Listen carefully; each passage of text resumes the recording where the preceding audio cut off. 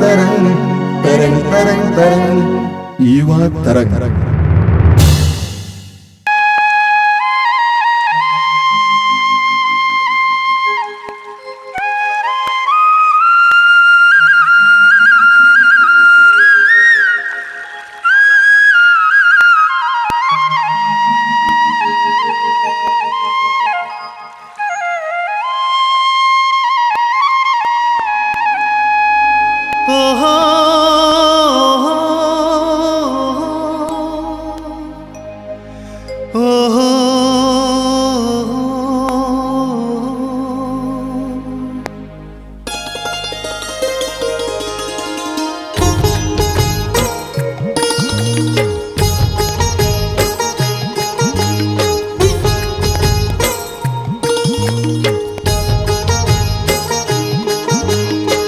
चल गहरे पानी में, ले चल गहरे पानी में, ले चल गहरे पानी में, ले चल गहरे पानी में।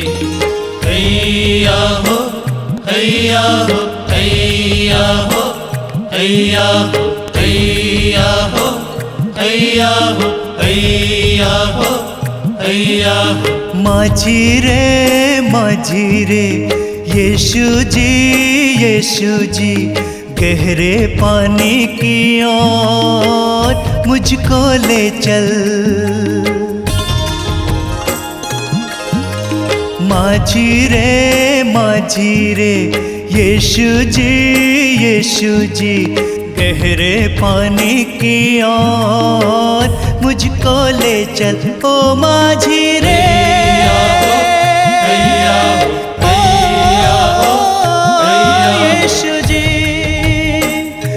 यीशु जी, ओ यीशु जी, ओ यीशु जी, ओ यीशु जी।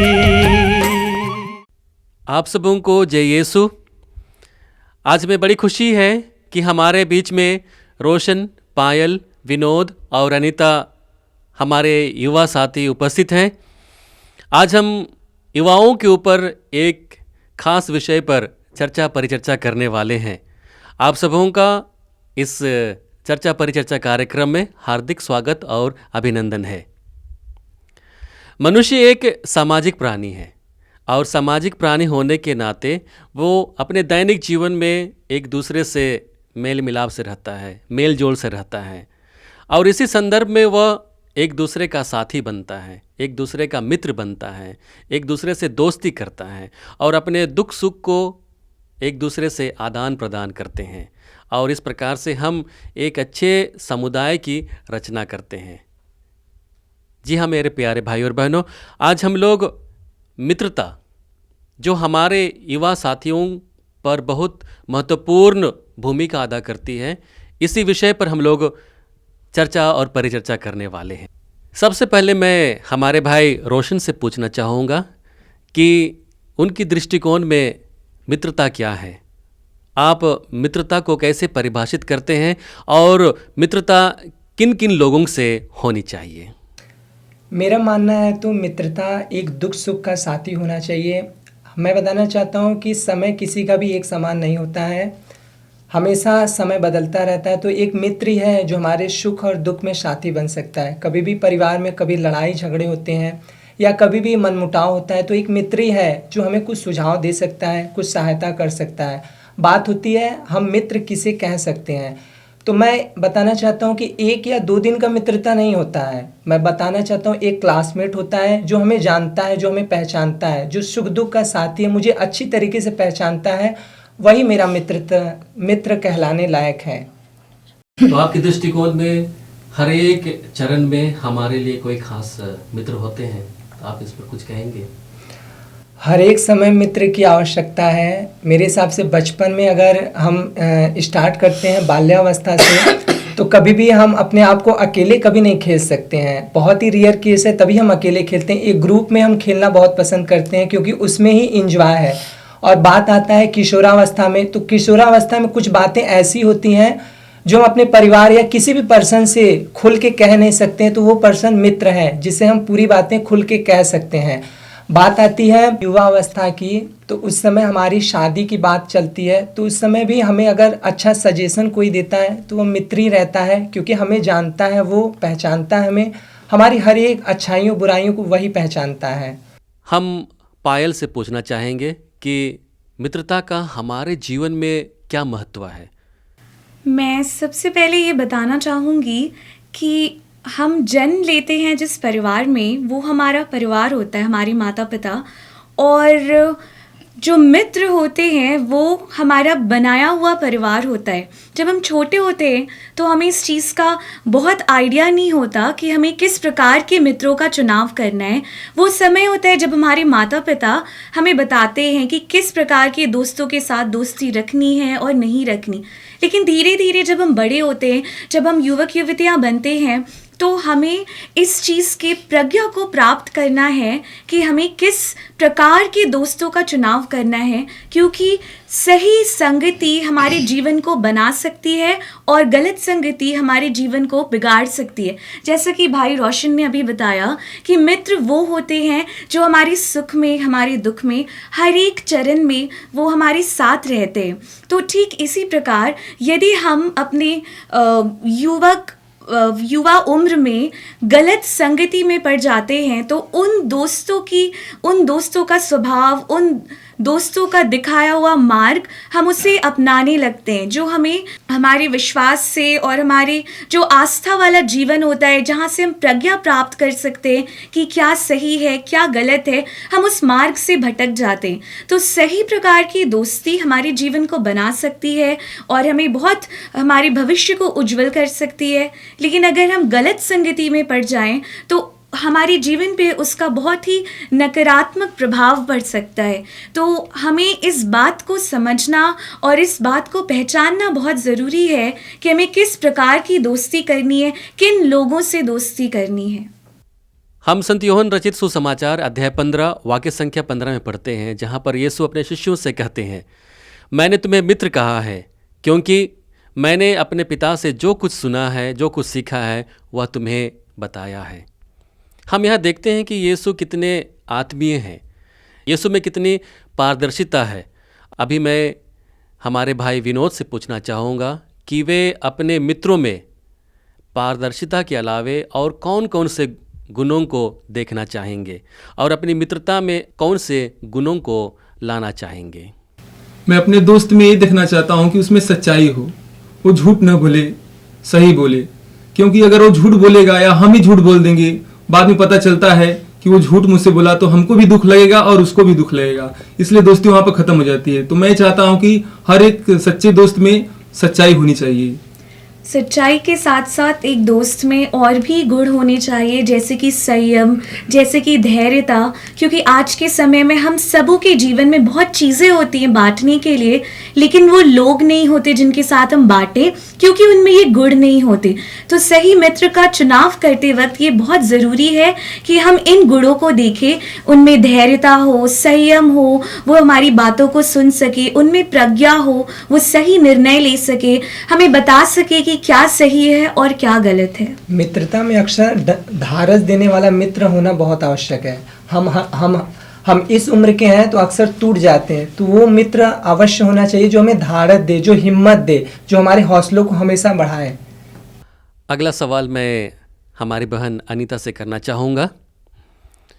आजकल हम लोग देखते हैं सोशल मीडिया का प्रचलन बहुत ज़्यादा है, वर्चुअल रियलिटी का चलन बहुत ज़्यादा है, जहाँ पर हम लोग एक जगह से नहीं बल्कि अनेक जगह के लोगों को अपने मित्रों के परिधि में जोड़ते हैं। तो हम आपसे जानना चाहेंगे कि हमारे मित्रता में सोशल मीडिया की भूमिका क्या है। सोशल मीडिया जैसा कि बता रहे हैं और भाई बहनों ने बताया कि मित्रता एक बहुत बड़ी इम्पोर्टेंट चीज़ है, ठीक है, हम भी मानते हैं। लेकिन ऐसा है कि जिस तरह से इस समय नेट का ज़माना है और इस समय लोग काफ़ी फ्रेंडशिप से दूर हो चुके हैं, लोग अलग अलग ज़िंदगी जी रहे हैं, ठीक है। और ऐसा होता है कि हम अपने फैमिली से, अपने परिवार से, अपने रिलेशन से काफ़ी दूर हो चुके हैं। सिर्फ मैसेज के द्वारा या फिर वीडियो कॉल के द्वारा या फिर ऐसी ही बात करते हैं। तो एक तरह से देखा जाए तो नेट हमारे लिए बहुत अच्छा भी है और बहुत बेकार भी है, कि इस चीज़ों से हम कुछ गलत भी सीखते हैं और बहुत अच्छाइयाँ भी हमारे बीच में आती हैं।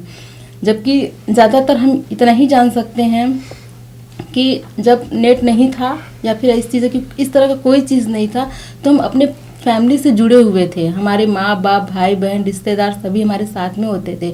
जबकि ये चीज़ें आने से हम काफ़ी अलग हो चुके हैं, हम लोग काफ़ी अलग हो चुके हैं। और लेकिन मैं रोकना चाहूँगा आपको, लेकिन हम देखते हैं कि पहले तो किसी एक व्यक्ति के पास में ज़्यादा से ज़्यादा 5-6 दोस्त होते थे, लेकिन अभी किसी के फेसबुक अकाउंट में चले जाइए 1000, 2000, 3000, 4000 मित्र हैं। मतलब हम कहेंगे कि जो सोशल मीडिया हम लोगों को अपने मित्र का जो आयाम है उसको बढ़ाने में मदद कर रहा है जी। तो ये कैसे प्रभावित है? अब इतने सारे एक साथ सभी साथ फ्रेंडशिप नहीं कर सकते हैं, ठीक है। मित्र कोई 1 या 2 हो, बस, इससे ज़्यादा नहीं। आप हाय हेलो तक ही बस सीमित होता है। एक मित्र होना चाहिए जो अपने सारी चीज़ों को आप उससे बता सको, ठीक। और जो है नेट है हमारे बीच में, तो उससे हम बहुत सारे फ्रेंडशिप बना लेते हैं, लेकिन एक्चुअली हम अपनी सारी बातें उनसे शेयर नहीं कर पाते हैं। मैं बताना चाहता हूँ कि सोशल नेटवर्किंग ने हमारे जैसे यंग को बहुत बड़ा झटका दिया है। मैं बताना चाहता हूँ कि अभी तो टिकटॉक बंद हो गया है, बट आप अभी भी आज भी शेयर इट में देखोगे तो किस प्रकार एक यंग गर्ल्स अगर जा रही है तो अचानक कोई बॉय पहुंचकर कुछ टेडी बियर या चॉकलेट के पैकेट देकर बोलता है विल यू मैरी मी। और आजकल हर एक यंग यही सोच रहे हैं कि मैं भी ऐसे कर सकता हूँ। आजकल सारे लोग दूसरी दुनिया में है। जैसे आप सभी ने एक मूवी देखा होगा मैं हूं ना, जिसमें शाहरुख खान जब सुष्मिता सेन से मिलता है तो उसके चारों तरफ वायलिन यानी अर्थात गिटार बजने लगता है। यानी वे सोचते हैं कि मैं भी ऐसे कर सकता हूँ, मैं क्यों नहीं कर सकता हूँ। तो सोशल नेटवर्किंग ने एक हमारे यंग को एक गहरा धक्का दिया है। लेकिन मैं यहाँ पर बताना चाहता हूँ कि सोशल नेटवर्किंग भी बहुत अच्छी चीज़ है। जैसा कि हम जैसा मित्र चाहेंगे वैसे ही सोशल नेटवर्किंग पे भी मित्र मिलेंगे। जैसा कि आप आध्यात्मिक मित्र चाहते हैं, अगर आप जैसे सोच आप रखते हैं, अगर उनसे जुड़ना चाहते हैं तो उनको आप फ्रेंडशिप कर सकते हैं। अगर गलत मित्रों से दोस्ती करेंगे तो उनके दिमाग में जो होगा जो जिससे वो रिलेटेड है तो ये बात आपको देंगे, आपको पोस्ट करेंगे। जैसा कि मैं भी फेसबुक चलाता हूँ और मेरे भी व्हाट्सएप्स हैं, तो ऐसे दोस्त जुड़े हुए हैं जो कि मुझको अच्छी चीज़ें बताते हैं और ऐसे विचार व्यक्त करते हैं, अपने फेसबुक पर लिखते हैं कि दिल खुश हो जाता है और मैं उसको पढ़ता हूँ और उसको शेयर भी कर देता हूँ कि बहुत अच्छा है। तो सोशल मीडिया हमारे लिए तो बहुत ही लाभदायक प्रद हुई है। जैसा कि हम सोच रहे हैं और देख रहे हैं, और हमारी सोच के ऊपर डिपेंड करता है कि हम सोशल मीडिया पर कैसे दोस्ती को अपनाएं। बिल्कुल, मैं विनोद भाई के साथ सहमत हूँ। जैसा कि इन्होंने कहा, हम जानते हैं कि हर एक चीज़ के कुछ अच्छी बेनिफिट्स होते हैं और कुछ नकारात्मक प्रभाव भी होता है। तो हमें बहुत सही तरीके से चुनाव करना है कि किस चीज़ को किस तरीके से यूज़ किया जाए। और रही बात हज़ारों फ्रेंड्स होने की सोशल मीडियाज़ पे, तो हमें इस बात को समझना है कि ये एक प्रचलन बन गया है कि जितनी बड़ी संख्या हमारे उतने ज़्यादा दोस्त, और ये एक कूल ट्रेंड माना जाता है। जबकि वास्तविकता ये कि हम सब बिल्कुल अकेले हैं और हमारे पास वास्तविक जीवन में दोस्त नहीं हैं अपनी बातों को शेयर करने के लिए, बांटने के लिए।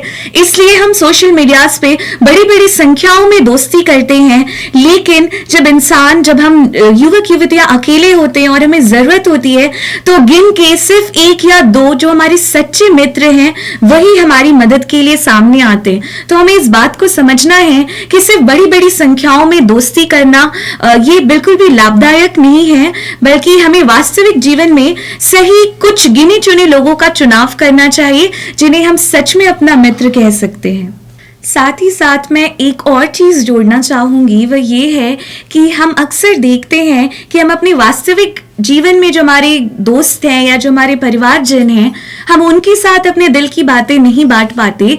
उसका एक बहुत बड़ा कारण ये है कि हमारे परिवार के लोग और हमारे जो दोस्त होते हैं वास्तविक जीवन में, वो हमारे लिए धारणाएं बनाने लगते हैं, वो हमें जज करने लगते हैं, ये ऐसा है, ये वैसा है। इस कारण से हम अपने आप को रोकने लगते हैं। हम सोचते हैं यदि हम ये बात अगर अपने माता पिता को या अपने दोस्त को बताएंगे तो वो मेरे बारे में क्या सोचेगा। और इसी कारण से हम ज़्यादा कंफर्टेबल होते हैं सोशल मीडियाज पे, फेसबुक पे उन दोस्तों के साथ अपने जीवन की गहरी बातें भी बांट देने के लिए जिन्हें हम कभी जानते भी नहीं, जो हमें भी नहीं जानते। हम उनके साथ बिल्कुल आराम से चीज़ें बांट लेते हैं, लेकिन हम अपने वास्तविक जीवन में जो मित्र हैं, जो परिवार के लोग हैं, उनके साथ ये चीज़ें नहीं बांट पाते। तो आप जैसे कह रहे थे कि आप जो चीज़ जिसको आप नहीं कह पाते हैं अपने परिवारजनों से, उस चीज़ को आप जिसको आप नहीं जानते हैं, जिसको आपने नहीं देखा है, उनसे आप शेयर करते हैं। थ्रेट भी है कि उस चीज़ को एक हथियार के रूप में लिया जाए और दोस्ती के नाम पर आपका गलत उपयोग किया जाए। तो आप इस पर कुछ बोलना चाहेंगे? जी, मैं इसमें ये बोलना चाहूँगी कि ये बिल्कुल सही है। जब हम अनजान लोगों के साथ सोशल मीडियाज पे अपने जीवन के सच और कई सारी गहरी बातों को बांट देते हैं तो वो हमारे लिए एक फंदा जैसा बन सकता है, क्योंकि अगर आप सर्वेस पढ़ेंगे उसके अनुसार हर 4 में से 1 व्यक्ति सोशल मीडिया पे धोखेबाजी में फंस जाता है। और आजकल जो हम युवक युवतियां होते हैं, जो हम 12 साल की उम्र के बाद हम जिस चरण में जाते हैं, उस समय हमारे जीवन में बहुत बदलाव आते हैं। हम सबों के पास, चाहे वो एक लड़का हो या लड़की, उसके जीवन में बहुत सी घटनाएं घटती हैं जिन्हें वो बांटना चाहता है, लेकिन जिस प्रकार से हमारा परवरिश होता है, शायद हम कंफर्टेबल नहीं होते कि हम उसे अपने माता पिता के साथ बांटें, और फिर हम सोशल मीडियाज पे बांटने लगते। और उसके बाद ये होता है कि हम धोखेबाजी में फंस जाते हैं। हम कई ऐसे संबंध बना लेते हैं जो आगे जाके हमारे लिए बहुत खतरनाक साबित होते हैं। तो हमें इस चीज़ का विशेष ध्यान रखना चाहिए कि यदि हम किसी को मित्र बना भी रहे हैं सोशल मीडिया पे, तो हमें कैसे सही और गलत की परख रखनी है। और सबसे अच्छा सुझाव यही होता है कि हम अपने माता पिता के साथ या अपने जो वास्तविक जीवन में दोस्त हैं उनके साथ चीज़ें बांटें। ये ज़रूर बहुत मुश्किल होता है सच का सामना करना और उसके बाद जो कॉन्सिक्वेंसेस हैं उनको फेस करना, लेकिन एक लॉन्ग रन में ज़्यादा लाभदायक यही होता है कि हम अपने घर वालों के साथ ऐसे संबंध बनाएं कि हम उनसे ही चीज़ें बांट सकें।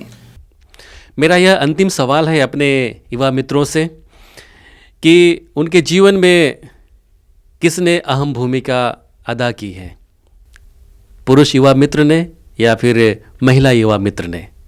आप लोगों की राय। मैं अपने व्यक्तिगत अनुभव से ये बताना चाहूँगी कि मैंने बचपन से ये देखा कि मेरे लिए जो पुरुष मित्र हैं वो मेरे ज़्यादा अच्छे मित्र रहे, क्योंकि मुझे लगता था कि जो मेरी महिला जो लड़कियां होती थी, जो फीमेल फ्रेंड्स होती थी, वो मुझे जज करती थी। जब मैं उनसे अपनी चीज़ें बांटती थी तो वो मेरे लिए धारणाएं बनाने लगती थी। और फिर आगे चल के एक ऐसा फेज़ आया जब मुझे लगता था कि नहीं, इनसे चीज़ें बांटने से अच्छा है कि हम अपने पुरुष मित्रों से चीज़ें बांट सकें। तो वो उनसे बांटने के लिए मैं ज़्यादा कंफर्टेबल रहती थी। मुझे लगता था वो मुझे ज़्यादा बेहतर तरीके से समझ सकते हैं। मेरा मानना है कि मेरा सच्चा मित्र मेरा यीशु है, क्योंकि मैं उन्हीं से सीखा हूँ कि कैसे नर्म रहना है, कैसे विनीत रहना है, कैसे छोटे बन के रहना है, क्योंकि प्रभु यीशु ने ही अपने शिष्यों का पैर धोकर हमें सिखलाया है।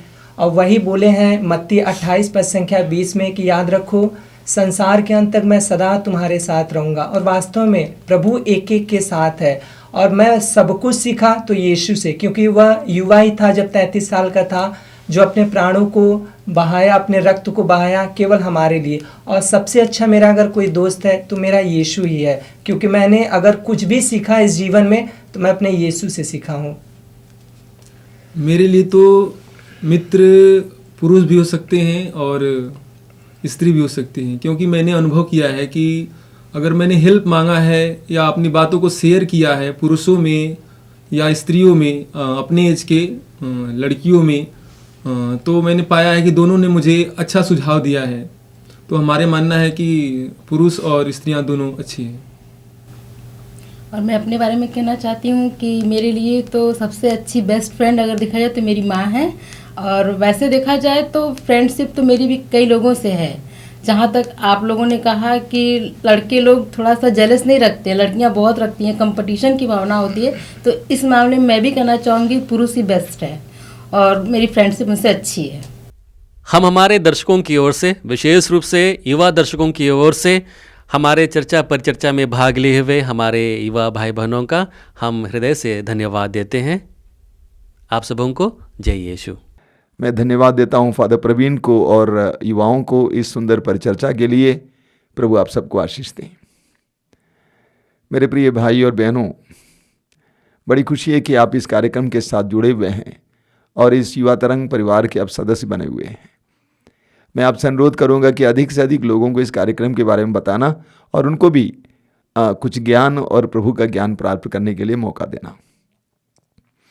मैंने आपसे कई बार कहा कि इस सभा में मैं आपके सामने कुछ घटनाएं बताऊंगा और उससे कुछ सबक लेने के लिए हम लोग प्रयास करेंगे। अभी 2 साल पहले की बात है, फ्लाइट में था। जैसे मैं प्रवेश किया, जाड़े का मौसम था, शॉल ओढ़ा हुआ था और एक एयर होस्टेस ने मुझे इशारे से कुछ बोलने का प्रयास किया। मैं समझ नहीं पा रहा था, लेकिन जिस समय मैं वॉशरूम जा रहा था, टॉयलेट जा रहा था, वो वहाँ खड़ी थी। मैंने उनसे कहा कि आप मुझसे कुछ बोल रही थी? तो उन्होंने मुझसे कहा, हाँ, ये बोलना चाह रही थी, पूछना चाहती थी कि आपको हाथ देखना आता है। और मैंने कहा ज़रूर, दिखाइए। और उन्होंने अपना हाथ बढ़ाया, मैंने उनका हाथ देखा। मैंने कहा कि बहन, आपका भविष्य आपके हाथ में है। फिर मुस्कुराते हुए कहा कि और आगे बताइए। मैंने कहा कि बहन, आपका भविष्य आपके हाथ में है। उसके बाद मैंने उनसे कहा, आप पढ़ी लिखी हैं, आधुनिक युग की हैं, आप क्यों इन लकीरों पर विश्वास करते हैं? जिसने लकीर खींचा है उस पर विश्वास कीजिए, और जो इन लकीरों को बदलने में समर्थ है उस पर विश्वास कीजिए। वो समझ गई। मैं इस शास्त्र के विरुद्ध नहीं हूं, लेकिन मैं ये बताना चाहता हूं, इन लकीरों को खींचने वाला नई लकीरें खींच सकता है, हमारी लकीरें बदल सकता है। इसीलिए उस पर विश्वास करना चाहिए जिसने लकीरें खींची हैं, वरना आप कर्मवादी बन जाएंगे, जिसको फेटलिस्ट बोलते हैं। इस पर ही निर्भर रहेंगे। फिलिपियों के पत्र के अध्याय 4 वाक्य 13 में संत पौलुस कहते हैं, जो मुझे बल प्रदान करते हैं उनकी सहायता से मैं सब कुछ कर सकता हूं। ये एक बहुत जबरदस्त वचन है। देखिए, आपको याद होगा कुछ साल पहले जी जागरण में हमारा कार्यक्रम चल रहा था, नूतन धारा। एक रात को 10:30 बजे दिल्ली से मुझे एक फोन आया और उस भाई ने कहा कि आपके वचन के द्वारा मेरी बेटी के जीवन में चमत्कार हुआ है। मैंने पूछा कौन सा वचन? उन्होंने कहा कि आपने एक साक्ष्य सुनाया था। साक्ष्य इस प्रकार है, हमारे आश्रम में युवाओं के लिए, विशेष करके छात्र छात्राओं के लिए परीक्षा से पहले विशेष प्रार्थना होती है। उसमें मैंने उन लोगों से कहा कि तुम लोग ये वचन दोहराना, जो मुझे बल प्रदान करते हैं उनकी सहायता से मैं सब कुछ कर सकता हूं। 2-3 महीनों के बाद एक युवक अपने युवक साथियों के साथ आश्रम में मंदिर के पास आया और हाथ में कुछ मिठाइयाँ भी थी। मैंने पूछा क्या भाई, क्या बात है, शादी की बात आई है क्या? उसने कहा नहीं स्वामी जी, आपको याद है परीक्षा से पहले प्रार्थना में आपने कहा था इसको दोहराते जाना और तुम पास हो जाओगे। मैं 3 बार फेल हुआ। इस बार मैंने उस खुराक को ले लिया और मैं बार बार बोलता गया, पढ़ते समय, परीक्षा के समय, जो मुझे बल प्रदान करते हैं उनकी सहायता से मैं सब कुछ कर सकता हूं, और मैं पास हो गया हूं, मिठाई लेके आया हूं। मैंने ये साक्ष्य जी जागरण में उस कार्यक्रम में सुनाया था। उस भाई ने दिल्ली से कहा कि मेरी बेटी जब भी परीक्षा में बैठती थी, परीक्षा पेपर देखते ही इतना नर्वस हो जाती थी कि आधा ही कर पाती थी, इसलिए हर बार फेल होती थी या कम नंबर पाती थी।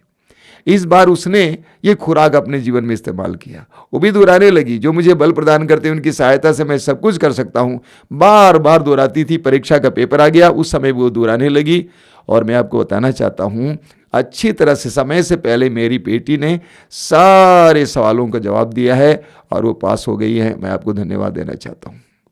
मेरे प्रिय युवा साथियों, लकीरों पर और किस्मत पर भरोसा नहीं रखना, बल्कि उस पर भरोसा रखना जिसने किस्मत बनाई है या बदल सकता है।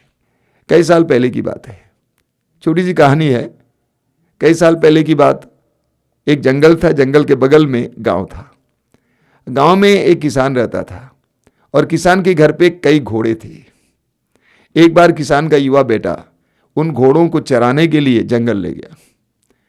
और जंगल में एक जंगली घोड़े ने इन घोड़ों को देखा और जंगली घोड़ा भी उन घोड़ों के साथ किसान के घर आ गया। गांव वालों ने देखा, कहा कि देखो कितनी बड़ी किस्मत की बात है कि उस किसान को एक और घोड़ा मिल गया मुफ्त में।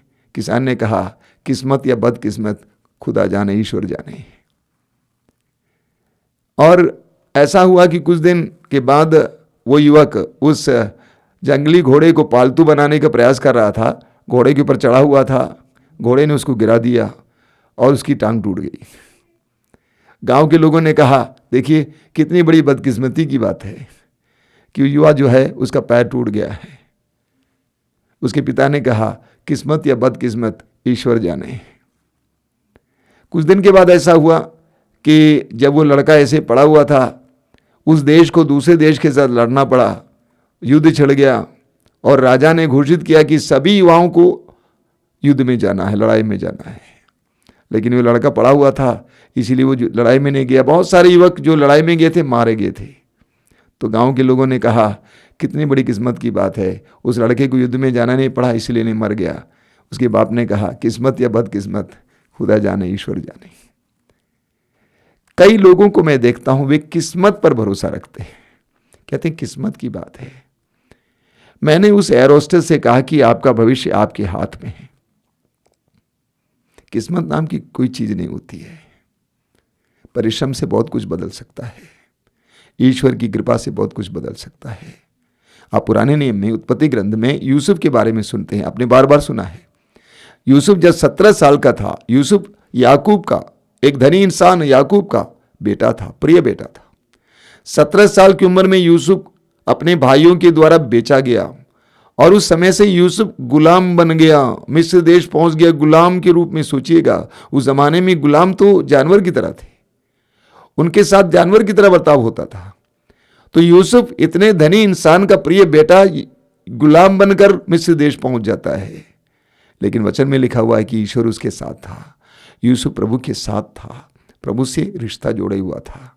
इसीलिए आगे आप पढ़ेंगे, वही गुलाम मिस्र देश का गवर्नर बन जाता है। अब बताइए, जो यूसुफ के साथ घटना हुई वो अच्छी है या खराब है? आप पढ़ेंगे उत्पत्ति ग्रंथ के अध्याय 50 उसके वाक्य 20 में यूसुफ क्या कहते हैं? यूसुफ कहते हैं अपने भाइयों से, आपने हमारे साथ बुराई करनी चाहिए, किंतु ईश्वर ने उसे भलाई में परिणत कर दिया और इस प्रकार बहुत से लोगों के प्राण बचाए, जैसा कि आजकल हो रहा है। यूसुफ ने उस घटना को दुर्घटना नहीं समझा, बदकिस्मती नहीं समझा, बल्कि ईश्वर की नजर में भला समझा, क्योंकि ईश्वर ने परिवर्तित किया।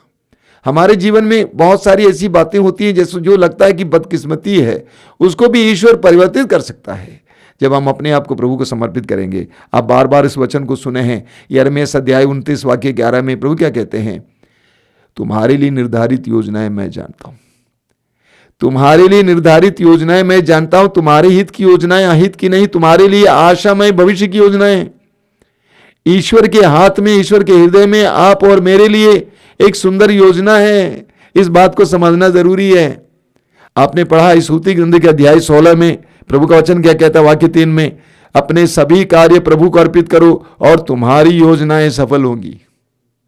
देखिए, अपने सभी कार्य प्रभु को अर्पित करो और तुम्हारी योजनाएं सफल होंगी। वाक्य 1 में क्या लिखा हुआ है? मनुष्य योजनाएं बनाता है, उनकी सफलता प्रभु पर निर्भर है। मनुष्य योजनाएं बनाता है, उनकी सफलता प्रभु पर निर्भर है। और आप पढ़ेंगे स्तुति ग्रंथ के अध्याय 19 वाक्य 21 में, बहुत सुंदर वचन है, मनुष्य के हृदय में अनेक योजनाएं बनती हैं, किंतु प्रभु की योजना ही पूरी होती है। मेरे प्रिय युवाओं, मैं ये कहना चाहता हूं, प्रभु के हृदय में आपके लिए योजना है। आपको जानना है कि प्रभु क्या चाहते हैं और उसके लिए परिश्रम करना है, उसके लिए सुनियोजित ढंग से परिश्रम करना है। आप देखेंगे आपकी परिस्थितियां बदल जाएंगी। किस्मत पर भरोसा मत रखिए, प्रभु पर भरोसा रखिए। प्रभु के हृदय में आपके लिए योजना है, उन पर भरोसा रखिए। आइए प्रार्थना करें। प्रभु यीशु, आज के सुंदर दिन के लिए मैं धन्यवाद देता हूं। इन युवाओं के लिए धन्यवाद देता हूं जो इन वचनों को सुन रहे हैं। प्रभु यीशु, तूने कहा है, डरो नहीं, आदि और अंत मैं हूं, जीवन का स्रोत मैं हूं। उन्हें इस बात का भरोसा दीजिए कि तू जीवित है, तू जिंदा है, तेरे हृदय में उनके लिए एक योजना है। तेरे वचन में लिखा हुआ है, तुम्हारे लिए निर्धारित योजनाएं मैं जानता हूं। प्रभु, तेरे वचन में लिखा हुआ है, अपने सभी कार्य प्रभु को अर्पित करो और तुम्हारी योजनाएं सफल हो जाएंगी। मेरे प्रिय भाई बहनों को एक कृपा दीजिए कि वे अपने सभी कार्य तुझे अर्पित करें, तुझ पर भरोसा रखें, ताकि उनकी योजनाएं सफल हो जाएंगी। क्योंकि तेरे वचन में लिखा हुआ है, मनुष्य योजनाएं बनाता है लेकिन उनकी सफलता प्रभु पर निर्भर है। प्रभु, तुझ पर भरोसा रखने के लिए कृपा दीजिए। अपना सिर झुकाइए। सर्वशक्तिमान परमेश्वर पिता और पुत्र और पवित्र आत्मा आपको आशीर्वाद प्रदान करें। आमीन। गीत सुनिए, गुनगुनाते हुए आगे बढ़िए। जीवन के सागर में मैं तो घबराया हूँ, दिल को यूं थामा हूँ। जीवन के सागर में मैं तो घबराया हूँ, दिल को यूं थामा हूँ। आंधी है, तूफान है, आंधी है, तूफान है, लहरें भी ऊंची है। गहरे पानी की ओर मुझको ले चल ओ माझी रे।